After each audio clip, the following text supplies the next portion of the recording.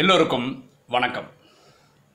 இன்னைக்கு bed time ஸ்டோரிஸில் நம்ம பார்க்கக்கூடிய கதை தவளையே சம்மந்தப்பட்டது. நீ 3 கதை பார்க்க போகிறோம். அந்த 3 கதையில மாரல் என்னன்னு பார்க்கலாம்.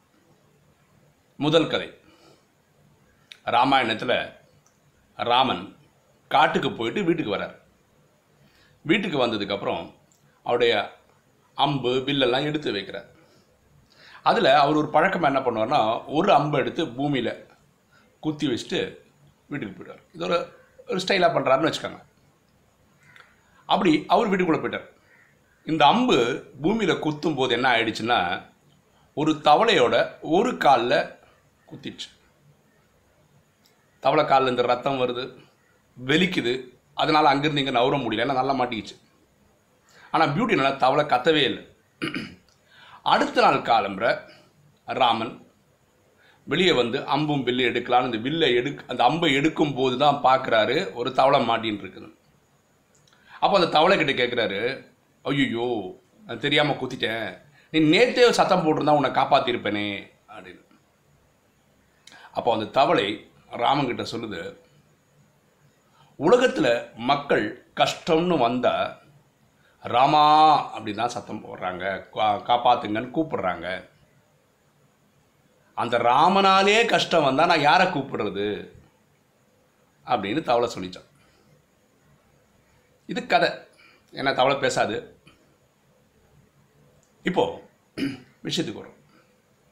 உலகத்தில் இருக்கிற எல்லாருமே 800 கோடி பேர்னா 800 கோடி பேர் சொல்கிற ஒரே விஷயம் என்னென்னா, நான் கஷ்டப்படுறதுக்கு காரணம் கடவுள் தான்றான். நம்மளும் சொல்கிறோம், இது 5000 வருஷம் ட்ராமா அமைச்சது கடவுளாக இருந்தால் நான் அனுபவிக்கிறதுக்கு காரணமும் கடவுள் தான் சொல்லிடுறான். புரியுங்களா? இது தப்பு. கடவுள் படைத்தது 2500 வருஷமான சொர்க்கம் தான், சத்தியகுமும் திரேதாயகம் தான். அங்கே வாழ்க்கை ஆஹா ஓஹோ தான். இதே ட்ராமாவில் 2வது ஹாஃப் இருக்குது, 2500 வருஷம் துவாபர கலியுகம்னு. அங்கே இந்த ராவணனால், மாயையால், 5 விகாரங்களால் தான் நம்ம கஷ்டப்படுறோம். காமம், கோபம், அகங்காரம், பற்று, பேராசை. பாருங்களேன், இந்த நாலேஜ் வந்து நம்ம எல்லாம் சொல்லிட்டோம், இதில் 5ல் ஈடுபடாதீங்க.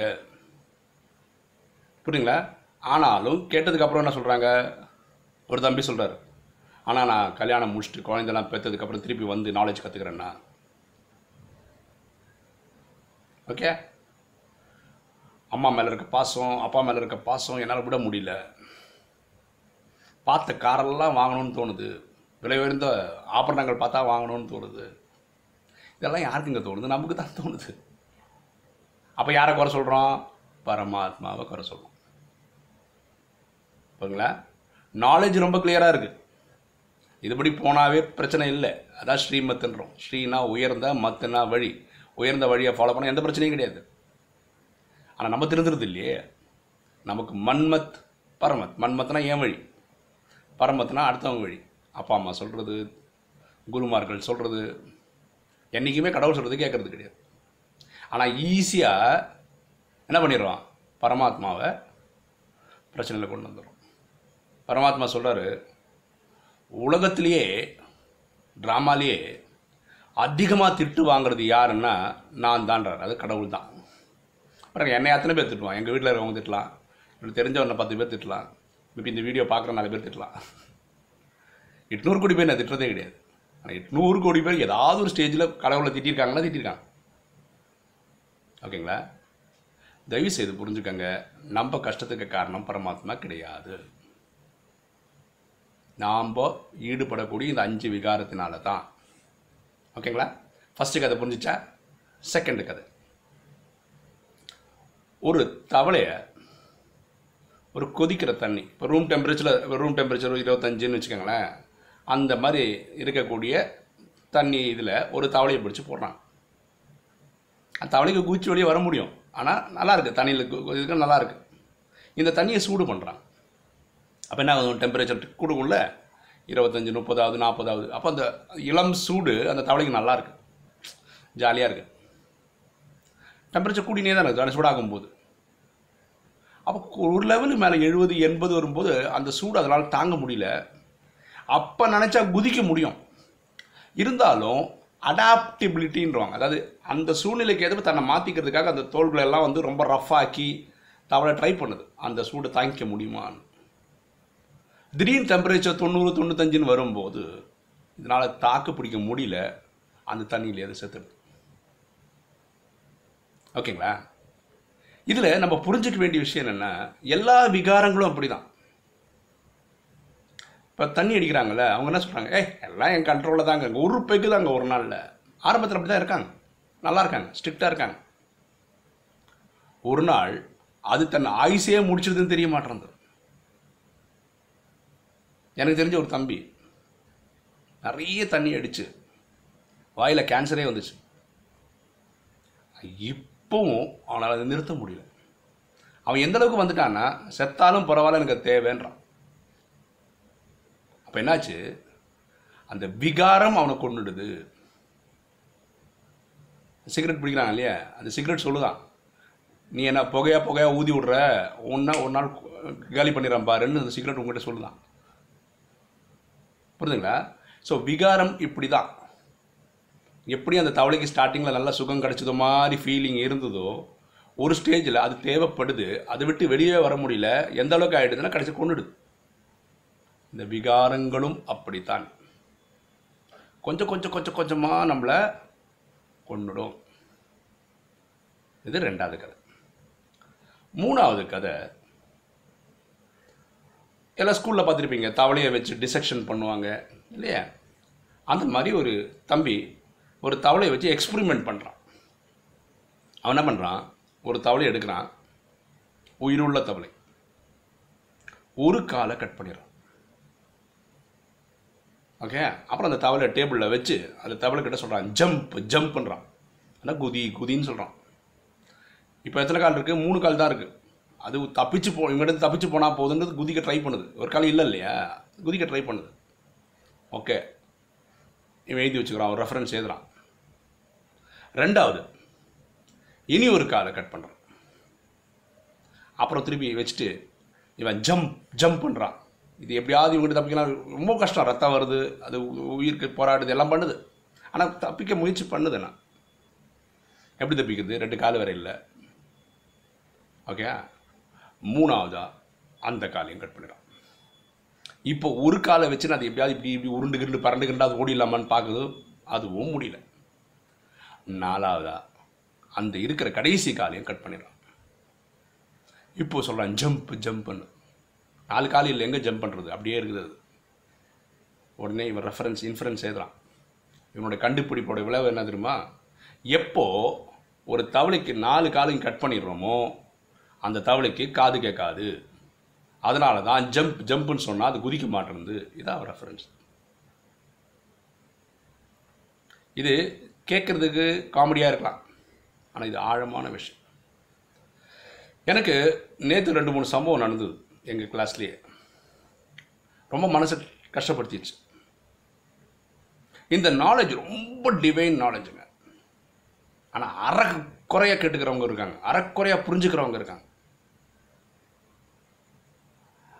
அது எப்படின்னா, இந்த மாதிரி தவளைக்கு 4 கால் கட் பண்ணால் காது கேட்காதுன்றது எவ்வளோ மடத்தனமான அப்சர்வேஷனோ அந்த மாதிரியும் இருக்காங்க. சில பேர் என்ன பண்ணுறாங்கன்னா, திருமணம் ஆகியிருக்காங்க, மனைவி குழந்தைகள் இருக்காங்க, அவங்களெல்லாம் விட்டு பிரிஞ்சிருக்கிறாங்க. கேட்டால் நமக்கே நாலேஜ் சொல்லித்தராங்க. எப்படி சொல்கிறாங்க? ஆத்மா தனியாக தான் வந்தது, ஆத்மா தனியாக தான் போகணும். இது கரெக்டு தான், எனக்கு சந்தேகமே கிடையாது. ஓகே, அவங்க தனியாக இருக்காங்கன்னா அவங்க கர்ம கணக்கு வேறு, என் கர்ம கணக்கு வேறு. குழந்தைகள் அப்பா இல்லாமல் இருக்காங்கன்னா அதோட கர்ம கணக்கு வேறு, என் கர்ம கணக்கு வேறு. ரொம்ப முட்டாள்தனமாக இருக்காங்க. பாருங்களேன், நீங்கள் இந்த நாலேஜ் ஒழுங்காக படிச்சிருந்தா பரமாத்மா என்ன சொல்கிறார்? 800 கோடி பேருக்கும் சுகம், சாந்தி, செல்வம், மகிழ்ச்சி கொடுக்கறதுக்காக உழைக்க சொல்கிறார், பாடுபட சொல்கிறார், சேவை பண்ண சொல்கிறார். உங்களை நம்பி வந்த குடும்பத்தை அனாதையா ரோட்டு கொண்டு விட்டுருவீங்களா என்ன? அந்த சொந்த மனைவிக்கு, சொந்த குழந்தைக்கு அன்பு பாராட்ட தெரியாதவங்க 800 கோடி பேருக்கு என்ன பண்ண போறீங்க? புரியுதுங்களா? இது ரொம்ப கிளியரா புரிஞ்சுது. அறக்குறையா புரிஞ்சுக்கிட்ட வந்த ப்ராப்ளம் தான் ட்ராமாவே, இந்த நாலேஜும். இந்த ட்ராமா நாலேஜ் என்ன சொல்லுது? சாட்சாத் சிவன் தந்தை, 800 கோடி பேரும் சகோதரர்கள் ஆத்மாபடி, இந்த பூமியில் நடிக்கிறதுனால சகோதர சகோதரிகள். இது ரொம்ப கிளியர், இதில் சந்தேகமே கிடையாது. அதுக்காக வீட்டுக்கு போயிட்டு சொந்த தந்தையை போயிட்டு சகோதரா அப்படின்னு கூப்பிடுங்களா? என்ன புரிஞ்சு வச்சுருக்கீங்க? ட்ராமாவாக பாருங்கள், ஞானத்தையே பாருங்கள். யார் ஒருத்தர் சொந்த அப்பா அம்மாவை பார்த்துக்கலையோ, சொந்த மனைவி குழந்தைகளை பார்த்துக்கலையோ, என்னை பொறுத்த வரைக்கும் இவங்க சொர்க்கத்துக்கு வர்றதே வேஸ்ட். 63 ஜென்மம் பக்தி பண்ணியிருக்கிறாங்க. இதெல்லாம் கடவுள் போடுற பிச்சை, திரேதாயுகத்தினோட கடைசி பிரிவு. அதுக்கு மேலே அவங்க வர்றதுக்கான எந்த ஒரு அதிகாரமோ தகுதியோ அவங்களுக்கு இல்லைன்றது தான் என்னுடைய கோட்பாடு. புரியுங்களா? அவங்க கடமையும் பண்ணணுங்க. சொந்த மனைவி, சொந்த குழந்தை எல்லாரையும் பார்த்து தான் ஆகணும். சும்மா ட்ராமாவில் சில விஷயங்கள் தெரிஞ்சு வச்சுக்கிட்டு ஏதோ அறக்குறையாக இந்த மாதிரி எப்படி தவளையோட 4 காலை வெட்டினா காது கேட்காதுன்னு ஒரு இன்ஃப்ளூயன்ஸ் ஏற்றுது. எவ்வளோ முட்டாள்தனமோ, இப்படி வாழ்கிற வாழ்க்கையும் முட்டாள்தனம் தான். புரியுதுங்களா? சில பேர் சொல்கிறாங்க இந்த பிரம்மகுமாரி நாலேஜ் வந்தால் சன்னியாசி ஆக்கி விட்ருவாங்க அப்படின்னு. இந்த மாதிரி சில எக்ஸாம்பிள்ஸ் இருக்கிறதுனால தான் உலகத்தில் இந்த பேச்சே வருது. நம்ம எந்த அளவுக்கு அன்பு பாராட்டணும்னா குடும்பத்தில், இந்த குடும்பத்தை பார்த்து கற்றுக்கணுண்டா. பாருங்க, நாலேஜுக்கும் போகிறாரு, சிவனோட பக்தனாகவும் இருக்கிறாரு, குடும்பத்தையும் நல்லா பார்த்துக்கிறாரு. புரியுதுங்களா? இப்படி தான் இருக்கணும். ஓகேங்களா? சரி, இப்போ என்னோடய வீடியோஸ் 200 வீடியோவே தாண்டிடுச்சு. இது வீடியோ கணக்குப்படி 202வது வீடியோ. அதே மாதிரி சப்ஸ்கிரைபர்ஸ் 8000 தாண்டிட்டாங்க. என்னுடைய கணிப்புப்படி ஒரு 250 வீடியோ போடும்போது 10,000 சப்ஸ்கிரைபர்ஸை தாண்டி இருப்போம்.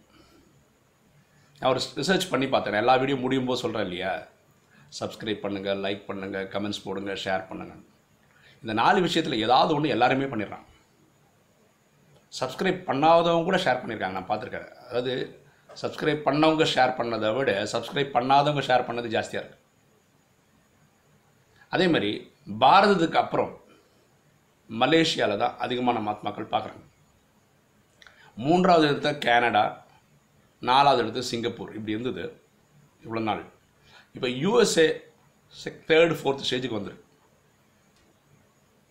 கிட்டத்தட்ட நான் சொல்கிறது கரெக்டாக இருந்தால் ஒரு 40-50 கண்ட்ரியிலிருந்து தமிழ் பேசுகிறவங்க, தமிழ் புரிஞ்சுக்கிறவங்க நம்ம வீடியோ பார்க்குறாங்க. அதோட எண்ணிக்கையும் கூடுது. ஓகேங்களா? ரைட். உங்களுக்கு இந்த வீடியோலாம் பிடிச்சிருக்குன்னு நினைக்கிறேன். லைக் பண்ணுங்கள், சப்ஸ்கிரைப் பண்ணுங்கள், ஃப்ரெண்ட்ஸ்க்கு சொல்லுங்கள், ஷேர் பண்ணுங்கள், கமெண்ட்ஸ் போடுங்கள். தேங்க்யூ.